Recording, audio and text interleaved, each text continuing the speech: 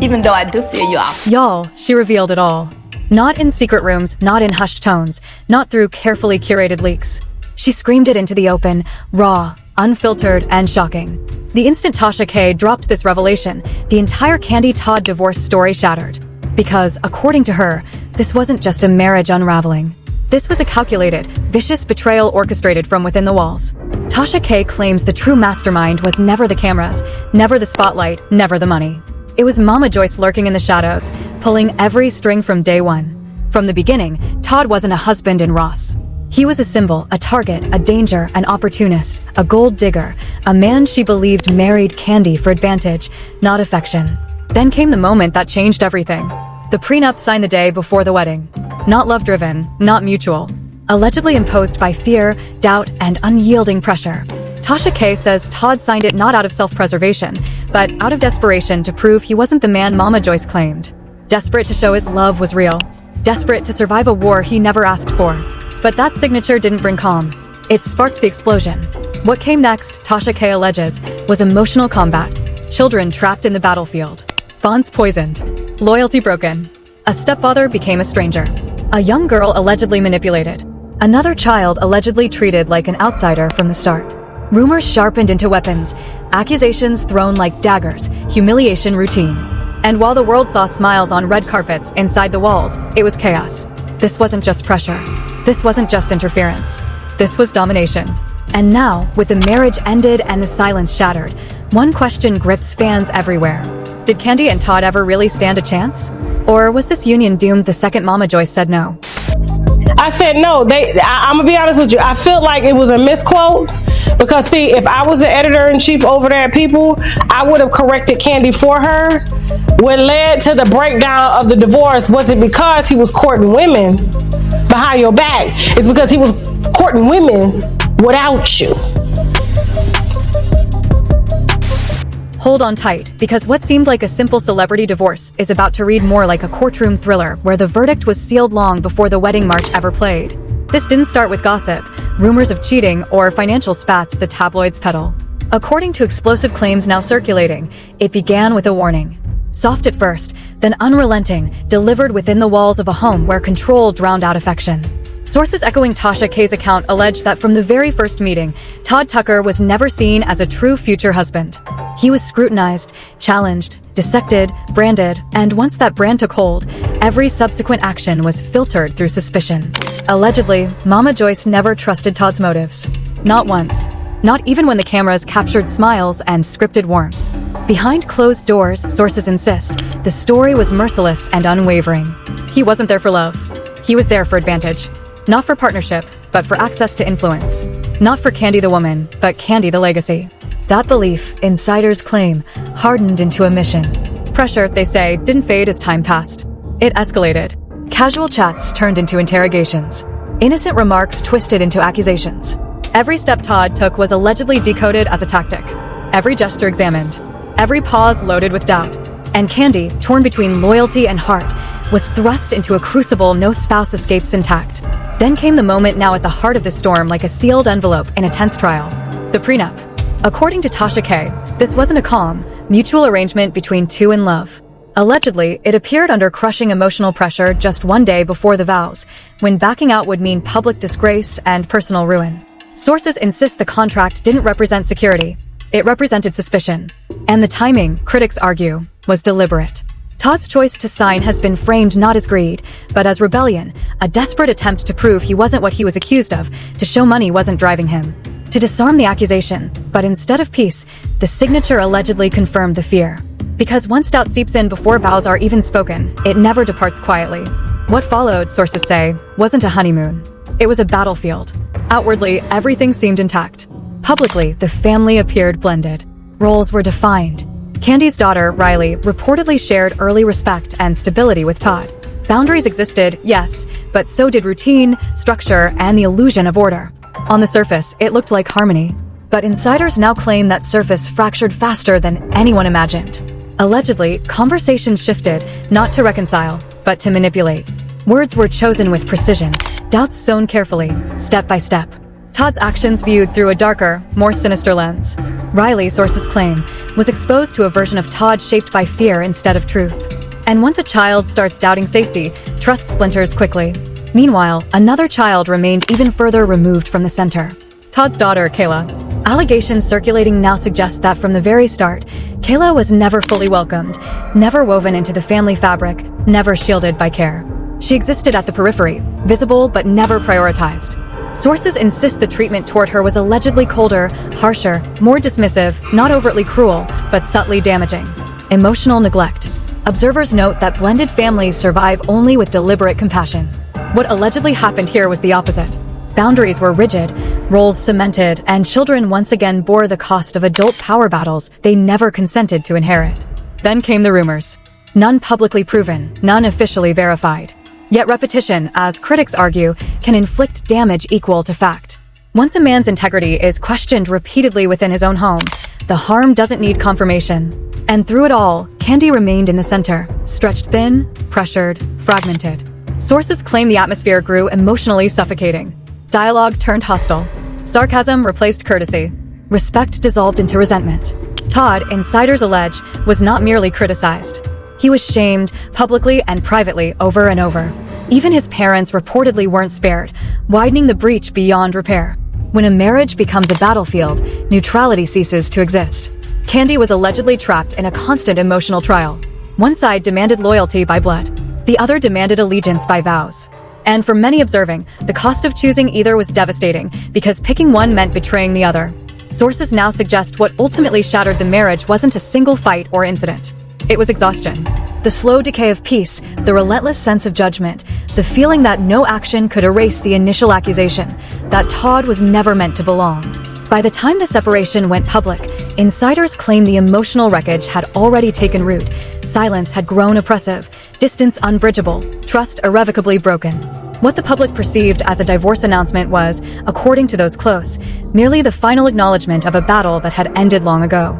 And now, as these claims resurface through viral commentary, the story has shifted sharply. This is no longer framed as a failed celebrity union. It's being painted as a cautionary tale about what happens when influence eclipses intimacy, when fear dominates fairness, when love must survive under constant scrutiny, when a marriage never gets to stand on its own because it is always judged from outside. As the saga unfolds, one reality feels undeniable to those watching closely. If these claims hold true, the marriage wasn't destroyed by betrayal. It was dismantled by control. And this is only the beginning. What came next wasn't silence, it was escalation. Behind curated interviews and polished public statements, sources allege, the atmosphere inside the home grew heavier with each passing day. What once felt like tension solidified into relentless conflict. According to commentary amplified by Tasha K, the energy shifted from uneasy coexistence to something far more corrosive. Constant monitoring of loyalty. Every interaction dissected, every disagreement etched into memory, like evidence primed for judgment. Allegedly, Todd began to understand that no gesture could ever satisfy. Apologies didn't soften scrutiny. Compromise didn't reduce doubt. Instead, each effort to restore calm was reportedly twisted into manipulation. In situations like this, intent becomes irrelevant. Perception becomes the sentence. Insiders claim arguments ceased being about the moment and transformed into attacks on identity. Todd wasn't accused of actions he took. He was accused of the person he was presumed to be. A narrative unyielding no matter what reality revealed. Opportunist, calculating, disloyal. Sources allege these labels were repeated so often they replaced truth. And when character assassination becomes routine, marriage no longer feels like partnership. It feels like a trial with no defense. According to circulating accounts, even moments meant for healing turned into battlefields. Family gatherings allegedly stiffened with tension. Celebrations reportedly carried hidden currents of hostility. Todd's presence, some claim, was tolerated rather than embraced. The line between guest and spouse blurred in the cruelest ways. Then there's the subject rarely spoken aloud. Power dynamics. Sources insist Mama Joyce's influence inside the home was anything but subtle. It was forceful, commanding, unyielding. Decisions questioned. Boundaries violated. And when boundaries were challenged, retaliation allegedly came as verbal attacks and emotional pressure. Todd, sources say, wasn't simply criticized, he was diminished. Yet the deepest harm wasn't between the adults. It rippled around the children. Allegedly, Riley's bond with Todd weakened not from a single act, but because trust was methodically eroded. Small comments, repeated cautions, calculated phrases designed to seed doubt. Observers note that when a child is taught to fear someone in their home, that fear doesn't fade, it multiplies. Meanwhile, Kayla's position stayed precarious. Sources claim she existed in a constant state of emotional probation. Watched closely, judged harshly, held to unequal standards, not fully integrated, not fully protected. According to those familiar, such imbalance leaves lasting scars, particularly when a child senses they are tolerated, not truly embraced. And still, the rumors only grew. Tasha K alleges the whispers about Todd's fidelity were never random, that each served a deliberate purpose. Every rumor reinforced a single conclusion: he could not be trusted. Proof wasn't necessary. Repetition carried the weight. Over time, even silence became suspect. Todd's responses, sources claim, shifted from defense to retreat. When a man realizes explanation won't alter perception, he stops speaking. That retreat, insiders argue, was then weaponized against him, interpreted as guilt rather than exhaustion.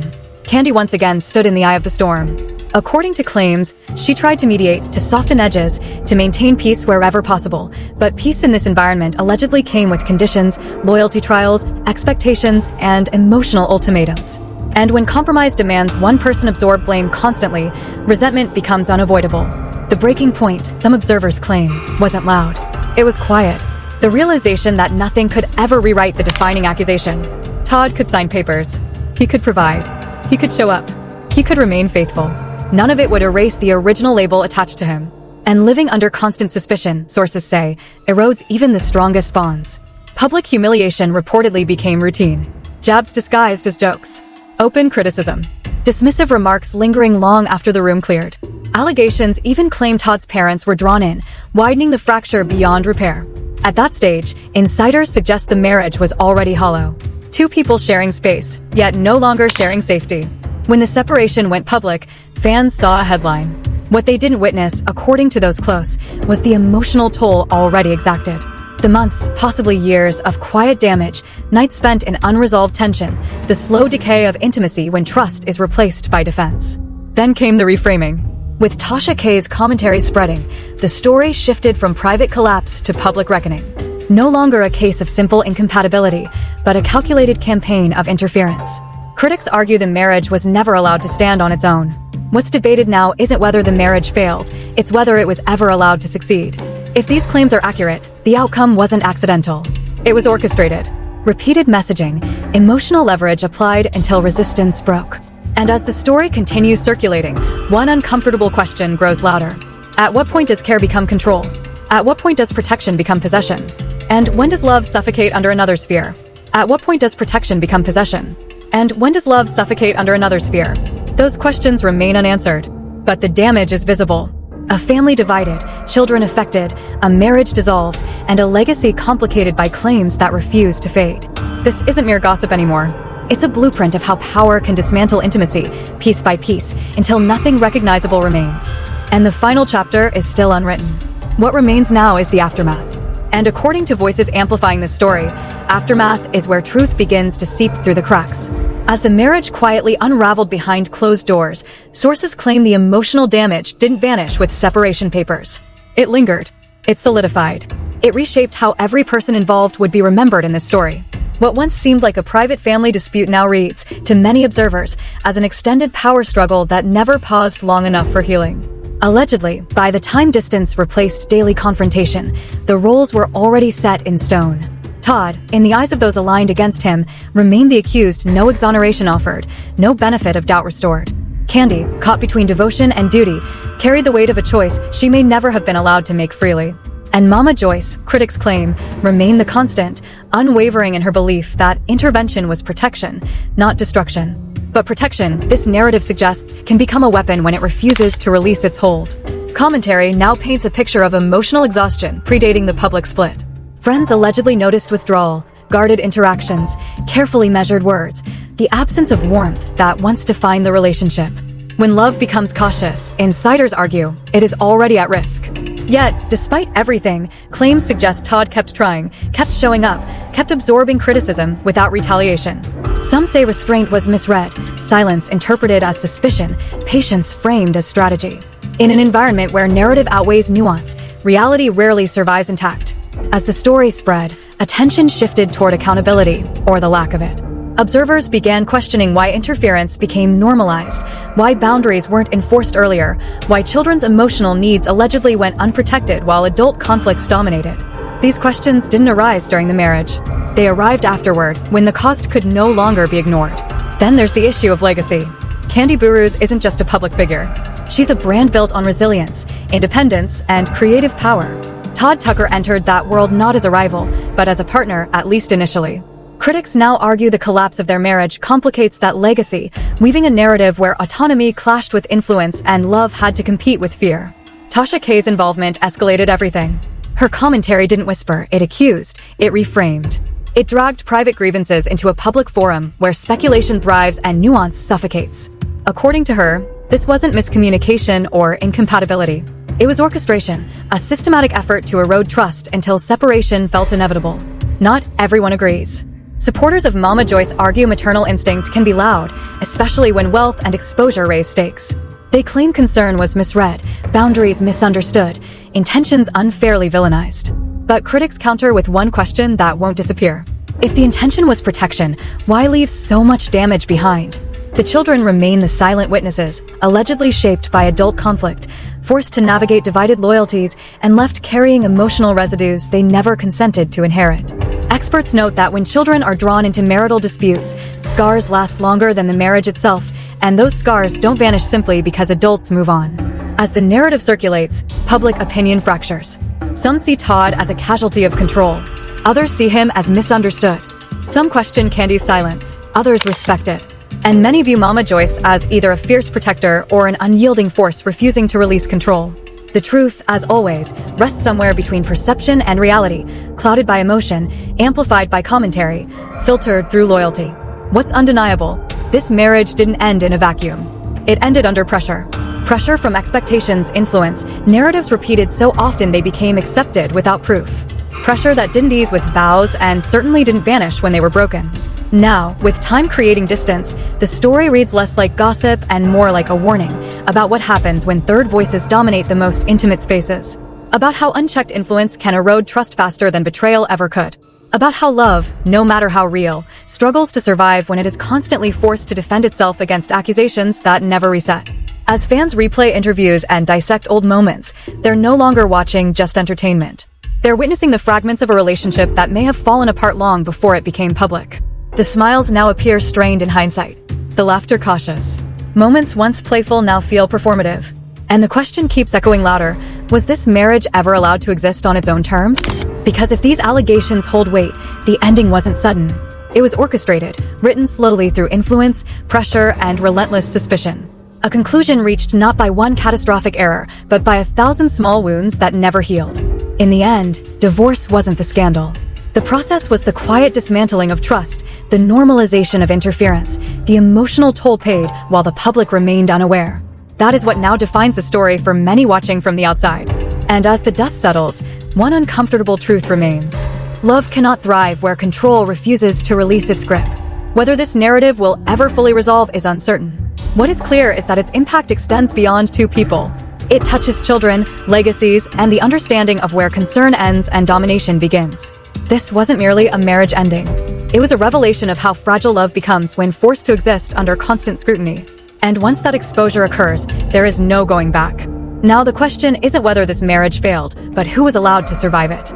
Because beneath the interviews, the smiles, the carefully worded statements, remains a story that feels uncomfortably familiar. A love story crushed under judgment, rewritten by voices that refused to step back, bleeding out while the world watched. This wasn't a breakup overnight. It was a collapse that unfolded quietly, one accusation at a time, until leaving felt less painful than enduring. What makes this tragedy sharper is that no one walks away unscathed. Not the husband who spent years proving his worth. Not the wife forced to choose between loyalty and love. Not the children who absorbed tension they never asked for. And not the family legacy, now permanently shadowed by questions that linger. And here's the truth no one wants to say aloud. Once control replaces trust, love doesn't die loudly, it suffocates. Quietly, smiling in public, breaking in private. So ask yourself this before scrolling away. If love must constantly defend itself, is it truly love? If boundaries are ignored under the guise of protection, who is actually being protected? And when a marriage ends under relentless pressure, do we blame the collapse or the weight that caused it? This story isn't over because the paperwork is signed. The emotional fallout continues. The narratives are still being rewritten, and the silence from those closest is louder than any denial. If this shocked you, disturbed you, or made you reconsider what really happens behind closed doors, don't look away. Share your thoughts. Spread the story. Debate it. Because tales like this only stay buried when people stop asking the hard questions. And if this is how it truly happened, then the divorce wasn't the scandal.